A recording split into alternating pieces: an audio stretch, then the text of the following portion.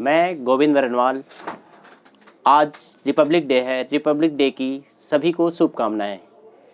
आज के दिनों में अपने नवयुवकों के सामने बहुत सारी समस्याएं दिखाई देती हैं। वो ये समझते हैं कि हमारे सामने बहुत सारी समस्याएं हैं, और इस सिचुएशन को देख के मैंने एक प्लेटफॉर्म तैयार करने की कोशिश कर रहा हूँ, और उस प्लेटफॉर्म में नवयुवकों को एक लेसन दिया जाएगा जिसमें उनको अपनी ऑब्जेक्ट और उद्देश्य से भटकने की जो है अपने ऑब्जेक्ट और उद्देश्य को वो ले सकते हैं।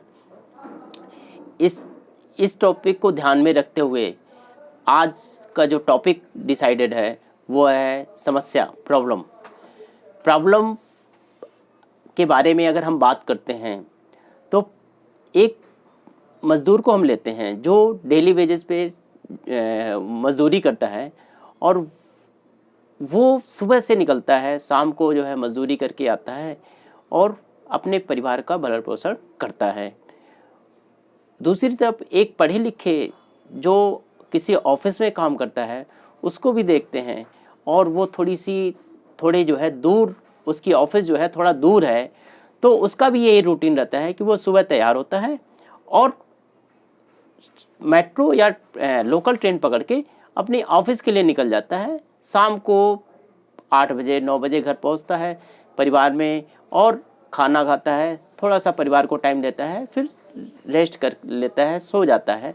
दूसरे दिन फिर अपना ऑफिस के लिए निकल जाता है। ये दोनों की सिचुएशन है, और इन दोनों को देखते हुए ऐसा लगता है कि इन लोगों की लाइफ में कोई समस्या नहीं है। अगर ये दोनों व्यक्ति में से कोई एक व्यक्ति खाली रहता है, अगर हम अपने परिवार में ही देखते हैं कि कोई ऐसा फैमिली मेम्बर जो थोड़ा खाली है या जिनके पास काम कम है, तो वो क्या करते हैं, अपने काम समाप्त करके और क्या करते हैं, अपनी समस्याओं के बारे में, दूसरे की समस्याओं के बारे में इधर उधर की बातें करते हैं। मतलब ऐसा लगता है कि उनके पास बहुत सारी समस्याएं हैं और सिर्फ समस्या के बारे में ही बात करते हैं। अब हम देखते हैं क्या समस्या होती भी है, या कोई जो है हम अपने ये समस्या एक स्टेट ऑफ माइंड है। समस्या को अगर हम देखें तो समस्या की मीनिंग क्या है? समस्या की मीनिंग ये है कि हमारी जो करंट सिचुएशन है और जो हमारी एक्सपेक्टेड सिचुएशन है, जो हम चाहते हैं, जो हमारी इच्छा होती है, या हमारी जो आवश्यकताएं हैं और जो हमारी करंट सिचुएशन है, स्थिति है, उन दोनों का जो गैप होता है उसको हम समस्या बना लेते हैं। एक तो ये हो गई समस्या। दूसरी, कभी कभी क्या होता है कि किसी फैमिली मेम्बर में कोई अनफेवरेबल परिस्थिति जो है आ जाती है।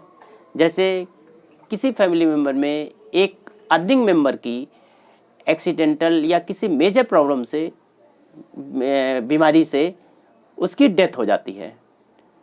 तो ये दो तरह की प्रॉब्लम दिखाई देती है जिसको हम अपनी परिभाषा में ले सकते हैं, अपनी समस्या की परिभाषा में ले सकते हैं।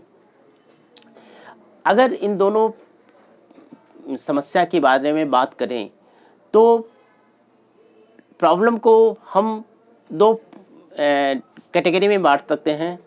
एक ऐसा सिचुएशन, एक ऐसी प्रॉब्लम जिसको हम सॉल्व कर सकते हैं, और जब हम उस प्रॉब्लम को सॉल्व कर सकते हैं तो उसको हमें प्रॉब्लम बनाना नहीं चाहिए, बल्कि उस प्रॉब्लम को सॉल्व करने के लिए हमें कुछ प्लानिंग करनी चाहिए, कुछ उस पर सोचना चाहिए और उसको एक्शन में लाना चाहिए, जिससे कि आज नहीं कुछ टाइम बाद वो प्रॉब्लम का सॉल्यूशन हो जाए और वो प्रॉब्लम रहे ना। एक तो ये हो गई प्रॉब्लम जिसको हम हमारी कैपेसिटी है और उसको हम दूर कर सकते हैं। दूसरी प्रॉब्लम को, जो दूसरी समस्या की कैटेगरी है, वो है कोई भी अनफेवरेबल सिचुएशन का होना। सपोज दैट कोई फैमिली मेम्बर है, और मैं ऊपर वाला एग्जांपल लेता हूँ जिसमें फैमिली मेम्बर में फैमिली में एक अर्निंग मेंबर की डेथ हो जाती है। अब डेथ होने से क्या हुआ कि फैमिली के बाकी मेंबर परेशान हो जाते हैं और वो एक बहुत बड़ी विपरीत परिस्थिति में सरवाइव करने को सोचते हैं कि कैसे हम सरवाइव करेंगे, क्या हम क्या कैसे चलेंगे। तो ऐसी सिचुएशन को, ऐसी परिस्थिति को, विपरीत परिस्थिति जो हमारे बस में नहीं है, उसको हम भगवान या परमात्मा का दिया गया एक विपरीत परिस्थिति माने और परिवार के सभी मेंबर अपने अंदर इतनी इफ़िशियंसी जनरेट करें, इतनी कैपेसिटी मेंटेन करें जिससे उस विपरीत परिस्थिति को हैंडल करने में उनको सहयोग मिले। उससे आपको भटकना नहीं है, उससे आपको परेशान नहीं होना है।